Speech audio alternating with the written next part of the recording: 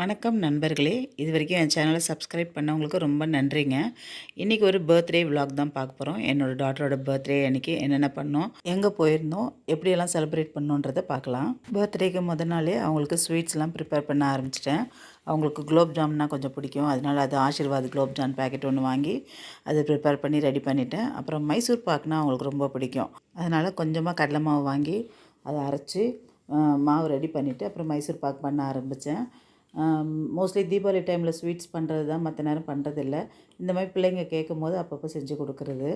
அன்றைக்கி மைசூர் பாக்கு ரொம்பவே நல்லா வந்துச்சு. அவங்க கேட்ட மாதிரி அதே கன்சிஸ்டன்சியில் அவங்களுக்கு கொஞ்சம் முறுமுறுன்னு இருந்தால் பிடிக்கும், சாஃப்டாக இருந்தால் பிடிக்காது. அதே மாதிரி முறுமுறுன்னு நல்லா நெய், பாதி எண்ணெய் பாதி நெய் போட்டு பண்ணியிருந்தேன். நான் இது உங்களுக்கு தனி விலாகாக அப்புறமா தீபாவளி டைமில் எடுத்து போடுறேன் பாருங்கள். ரொம்ப டேஸ்ட்டாக இருந்துச்சு. சுகர் எல்லாமே கரெக்டாக இருந்துச்சு. ஸ்வீட்ஸ் நமக்கு கரெக்டாக அமைஞ்சாலே அந்த இயர் ஃபுல்லாக நல்லாயிருக்கும்னு சொல்லுவாங்க. அதுமாதிரி எனக்கு 2 ஸ்வீட்ஸுமே சொதப்பாமல் கரெக்டாக வந்துச்சு. அதனால் கொஞ்சம் ஹாப்பியாக இருந்தேன் நான். மறுநாள் காலையில் வாசல் தெளித்து கோலம் போட்டுட்டு அவங்களுக்கு காஃபி கொண்டே கொடுத்து கொஞ்சம் நேரத்தில் பிரேக்ஃபாஸ்ட் ரெடி பண்ணிவிட்டேன். இட்லி, வடை, சட்னி, சாம்பார், அப்புறம் மொதல் நாள் பண்ண அந்த ஸ்வீட் இருந்துச்சு இல்லையா, குலோப் ஜாமுன், அதை வச்சு அவங்களுக்கு கொடுத்தேன். அன்றைக்கி லீவ் போட்டிருந்தாங்க. அதனால் வீட்டில் இருந்தனால கொஞ்சம் நிதானமாக சாப்பிட்றதுக்கும் நல்லா இருந்துச்சு.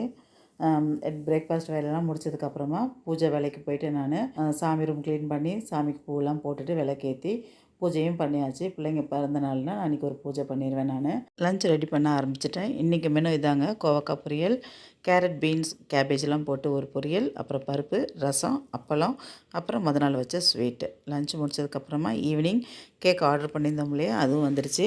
சாக்கோ செஃப்பில் தான் ஆர்டர் பண்ணியிருந்தோம்.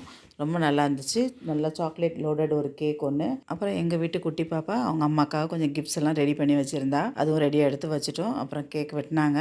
பெற்றவங்களுக்கு அவங்க குழந்தை எவ்வளோ பெரிய ஆளானாலும் சரி, என்ன பொசிஷனில் இருந்தாலும் சரி, ஆனால் அந்த பர்த்டேன்னு வரும்போது நம்ம கண்ணுக்கு அது ஒன்றும் குழந்தைங்களாகவே தெரியுது. என் டாட்டரும் கிராண்ட் டாட்டரும் சேர்ந்து கேக் வெட்டினாங்க. ரொம்ப ஹாப்பியாக இருந்துச்சு.